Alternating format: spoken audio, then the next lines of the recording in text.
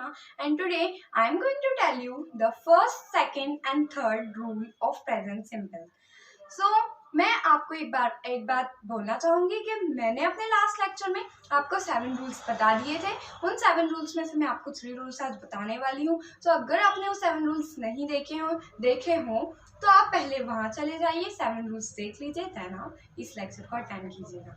And the second thing is, ये जो present simple है, अगर आपने इसके रूल्स पढ़ लिए, उसको अपने ब्रेन में बैठा लिया, सो डेफिनेटली आपको प्रेजेंट सिंपल बनाने में कोई प्रॉब्लम नहीं आएगी। प्रेजेंट सिंपल का कोई भी सेंटेंसेस आपको टफ नहीं लगेगा। So okay, without wasting time let's begin the video. So let's begin the lecture. So first, second और थर्ड रूल, हमारा सबसे पहले फर्स्ट रूल क्या कहता है? तो हमारा फर्स्ट रूल कहता है कि जो प्रेजेंट सिंपल है उसका जो अफर्मेटिव कैटेगरी है, उसकी अफर्मेटिव कैटेगरी, उसमें भी प्रेजेंट सिंपल की अफर्मेटिव कैटेगरी में ही, शी, इट सिंगुलर नाउन वाला जो पार्ट है, ही, शी, इट सिंगुलर नाउन वाला जो पार्ट है, ये जो ही, शी, इट सिंगुलर नाउन वाला पार्ट है, इसमें एस कहाँ लगेगा, ईएस कहाँ लगेगा और आईईएस कहाँ लगेगा, ये आपको रूल नंबर सेकेंड और थर्ड बताएंगे। बट अभी जो रूल नंबर फर्स्ट है वो ये कह रहा है कि प्रेजेंट सिंपल के अगर अफर्मेटिव कैटेगरी है और ही, शी, इट सिंगुलर नाउन आ रहा है, सो वहाँ पर आपका एस, ईएस और आईईएस का इस्तेमाल, यूज या प्रयोग होगा। क्या होना चाहिए? बस प्रेजेंट सिंपल होना चाहिए सेंटेंस, अफर्मेटिव कैटेगरी होना चाहिए, ही, शी, इट सिंगुलर नाउन वाला पार्ट होना चाहिए और उसमें एस, ईएस, आईएस हम लगा देंगे। ये रूल नंबर फर्स्ट कहता है, बस इतना ही। अब हमारा क्वेश्चन ये है कि हमें इतना तो पता चल गया है प्रेजेंट सिंपल, मैंने आपको ऑलरेडी बता दिया अपने लेक्चर्स में प्रेजेंट सिंपल क्या होता है, अफर्मेटिव कैटेगरी क्या होती है मैं आपको बता चुकी हूँ अपने लेक्चर्स में, ही, शी, इट सिंगुलर नाउन वाला भी मैं आपको पार्ट बता चुकी हूँ। अगर आपने नहीं देखा है तो आप वहाँ जाकर मेरे लेक्चर्स में देख लीजिए। एंड हाँ, अब आपके ब्रेन में आ रहा होगा कि एस कहाँ लगेगा, ईएस कहाँ लगेगा एंड आईईएस कहाँ लगेगा। सो उसका answer second and third rule हमें बताता है। सेकेंड रूल हमें क्या कहता है? रूल नंबर सेकेंड कहता है कि हमसे कहता है कि अगर आपको किसी सेंटेंस में जो वर्ब आती है ना, वर्ब, किसी सेंटेंस में कोई भी वर्ब आए, अगर आपको ये भी डाउट है कि वर्ब क्या होती है, तो इससे रिलेटेड भी मैं अपना एक लेक्चर बना चुकी हूँ। सो जो वर्ब है, रूल नंबर सेकेंड कहता है कि किसी भी सेंटेंस में अगर कोई वर्ब आए, किसी भी सेंटेंस में कोई वर्ब आए, ठीक है, वर्ब आती है किसी सेंटेंस में, आना, जाना, खाना, पीना, सोना, नहाना, ये सब वर्ब होती हैं। जिसके एंड में ना आता है वो सब वर्ब होती है। खाना, पीना, सोना, नहाना, उठना, ये सब वर्ब होती है। Okay, so rule number second के अकॉर्डिंग अगर सेंटेंस में कोई वर्ब आए, ओके, और उस वर्ब के साथ हमें क्या लगाना है, अब देखते हैं। और वर्ब के एंड में आपको ओ दिखे, एक्स दिखे, सी एच दिखे, एस एच दिखे या डबल एच दिखे, अगर इनमें से आपको एक भी वर्ड उस वर्ब के एंड में, अंतिम अक्षर में, अंतिम शब्द में, अगर अंतिम अक्षर में अगर आपको O, X, C H, S H या डबल एस जैसे ये अल्फाबेट्स दिखे आपको, तो आपको वहां पर रूल नंबर सेकेंड यानी कि वहां पर आपको ईएस का यूज करना है, ईएस का इस्तेमाल करना है, ईएस का प्रयोग करना है। अब एग्जाम्पल में दे देती हूँ, जैसे कि मैंने लिख दिया है यहाँ गो के एंड में हमारा ओ आ रहा है, तो हम यहाँ पर ईएस लगाएंगे, है ना, वर्ब है गो एक वर्ब है, जाना एक वर्ब है, तो हम यहाँ पर ईएस लगाएंगे। प्रोवाइडेड दैट, यानी कि बशर्त है कि आपके सेंटेंस जो है वो अफर्मेटिव होना चाहिए, प्रेजेंट सिंपल का होना चाहिए, उसमें जो अफर्मेटिव सेंटेंस प्रेजेंट सिंपल के साथ साथ उसमें ही, शी, इट सिंगुलर नाउन वाला, ही, शी, इट सिंगुलर नाउन में से एक सब्जेक्ट एज अ सब्जेक्ट होना चाहिए, जब आपका ये सेकंड रूल यूज होगा। ओके, सो एक्स का अगर मैं एग्जांपल दूं तो मिक्स हो सकता है। CH का अगर मैं एग्जांपल दूं तो टीच हो सकता है। मतलब अगर मैं वर्ब्स बताऊं इनसे रिलेटेड तो SH का पुश हो सकता है और SS का पास हो सकता है, और भी बहुत सारी वर्ब आती है। यहाँ पर मैं आपको एक एक वर्ब बता देती हूँ सबकी। अब मैं इसका एग्जाम्पल भी आपको बता देती हूँ। तो एग्जाम्पल हमारा कहता है, रूल नंबर 2 का एग्जाम्पल कहता है कि रूल नंबर 2 जैसे कि मैंने लिखा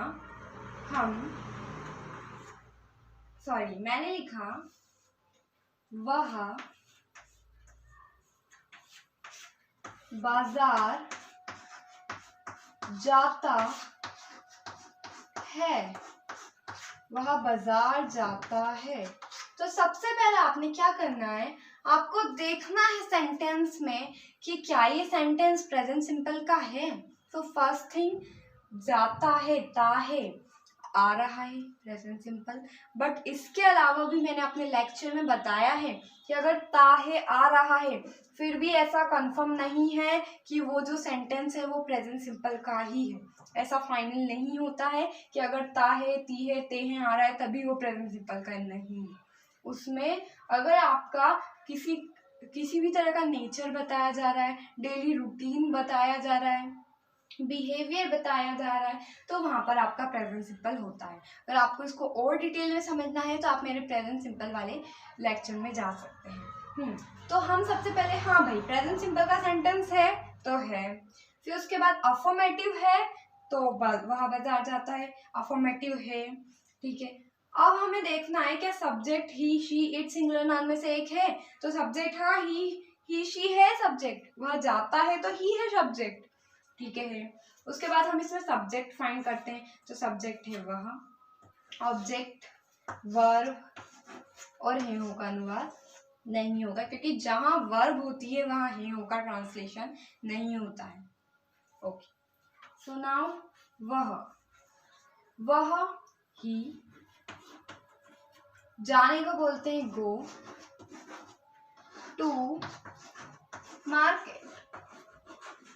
अब इसमें हमें ES या IES या S लगाना पड़ेगा।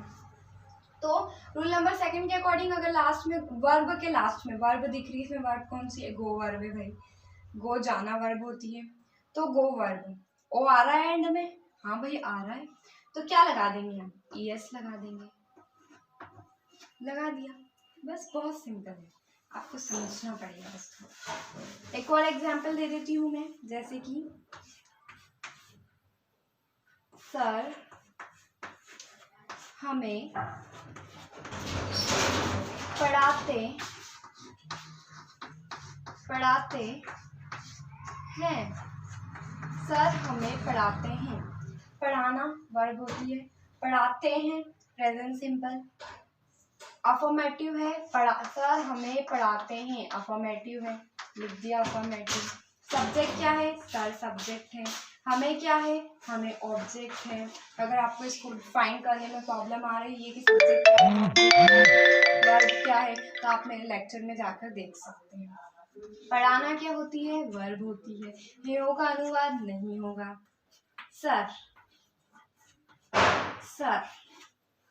हमें पढ़ाते हैं, पढ़ाना, टीच अस। अब देखिए वर्ब है, वर्ब के लास्ट में O, X, CH, SH या SS आ रहा है, हाँ CH आ रहा है, क्या लगा देंगे, ES लगा देंगे। तो हमारा जो कंप्लीट सेंटेंस है वो बन जाएगा, sir teachers us. Okay, I hope ये आपको क्लियर हो गया होगा। अगर आपको इससे रिलेटेड कोई भी डाउट है तो आप मुझे कमेंट सेक्शन में बता दीजिए, या आप मुझे ऐसा पर्सनली भी पूछ सकते। सो जो रूल नंबर 3 है वो हमारा क्या कहता है, रूल नंबर 3 हमारा कहता है कि रूल नंबर 3 किसी भी सेंटेंस में अगर किसी भी सेंटेंस में कोई व्यंजन यानी कि कोई कॉन्सोनेंट कॉन्सोनेंट, कोई भी व्यंजन आ जाए तो व्यंजन यानी कि कॉन्सोनेंट के, जैसे कि कोई भी सेंटेंस है उसमें एंड में वाई आ रहा है, उसकी वर्ब में आखिर में क्या आ रहा है, वाई उस वर्ब में, तो और उस वाई के जस्ट पहले कोई कॉन्सोनेंट, कोई व्यंजन आए, ओके, कोई कॉन्सोनेंट, कोई व्यंजन आए उस वाई के जस्ट पहले, तो वहां पर हम IES का इस्तेमाल करते हैं, वाई को हटाकर IES का इस्तेमाल करते हैं। जैसे कोई भी वर्ब लिखी हुई है ना, वर्ब लिखी हुई है कोई भी, जैसे लिखा हुआ है फ्लाई, फ्लाई, ओके। अब यहाँ पर फ्लाई के पहले एल आ रहा है, यानी कि जो कि कॉन्सोनेंट या व्यंजन है, तो हम यहाँ पर वाई को हटाकर IES का यूज करेंगे। मैं फिर से कहती हूँ, he she it single noun affirmative present simple होना जरूरी है जब भी हम ऐसा कर सकते हैं, ओके। तो मैं आपको एग्जाम्पल देती हूँ इस रूल के, जैसे कि मैंने कहा, मैंने वही एग्जाम्पल दे देती हूँ। राम राम पतंग पतंग उड़ाता उड़ाता है। राम पतंग उड़ाता है। अब राम सबसे पहले उड़ाता है, प्रेजेंट सिंपल, सब्जेक्ट राम, ठीक है। उड़ाना वर्ब, है होगा अनुवाद, नहीं होगा ना। राम को इंग्लिश में बोलते हैं राम राम को इंग्लिश में राम ही बोलेंगे। पतंग उड़ाना है, ठीक है। उड़ाने को क्या बोलते हैं, उड़ाने को बोलते हैं फ्लाई। पतंग यानी कि काइट, ओके। अब आपका राम सिंगुलर नाउन है, सेंटेंस अफर्मेटिव है, प्लस प्रेजेंट सिंपल भी है, तो आपको जो फ्लाई है ये वर्ब दिख रही है, इस वर्ब में आपको वाई को हटाना है। रूल नंबर 3 के अकॉर्डिंग वाई को हटाओ। अगर वाई के पहले कोई कॉन्सोनेंट है तो हाँ भाई वाई के पहले कॉन्सोनेंट है, तो वाई के पहले कॉन्सोनेंट है तो वाई को हटाकर IES का यूज करिए, तो ये IES का यूज मैंने कर दिया, ओके। सो हमारा कंप्लीट सेंटेंस बन जाएगा, Ram flies kite, that's all. अब मैं आपको एक चीज और क्लियर कर देती हूँ, आपके ब्रेन में ऐसा डाउट भी आ सकता है, S और ES तो हमने देख लिया, हमारे रूल नंबर 1, 2, 3 तो क्लियर हो गए, मैं इतना ही आज पढ़ाने वाली थी, और ES IES हमने देख लिया। अब S कहाँ लगेगा भाई, ES IES तो हमको पता चल गया कहाँ कहाँ लगेगा, तो मेरी बात सुनिए, S कहाँ लगेगा हमारा। S को आप इस तरीके से लर्न कर सकते हैं, आपने ASS सुना होगा, ASS का मतलब होता है गधा। आप इसको इससे क्या कहते हैं रिलेट कीजिए, तो S मतलब होता है गधा, ओके। तो जहां ES नहीं आएगा, जहां IES नहीं आएगा, वहां S आएगा, यानी कि जहां ES IES नहीं आएगा, S आएगा, S मतलब गधा। क्या आप समझ पा रहे हैं मैं क्या कहना चाहती हूँ? मैं कहना चाहती हूँ कि जहाँ आपके जिस सेंटेंस में अगर वो प्रेजेंट सिंपल है, अफर्मेटिव है, ही शी इट सिंगल नाउन वहाँ पर आ रहा है, तो फिर आपको वहाँ पर अगर वहाँ पर ES वाला रूल नहीं आपको रूल नहीं लग रहा है कि OXCHSS नहीं आ रहा है, तो आप वहाँ पर ES मत लगाइए। IES वाला Y को हटाकर IES वाला रूल नहीं मिल रहा है, तो फिर वहाँ पर आप S लगा दीजिए, that's it. So at the end of my video, I would like to tell you that please subscribe, like and share my channel, my video, and thank you.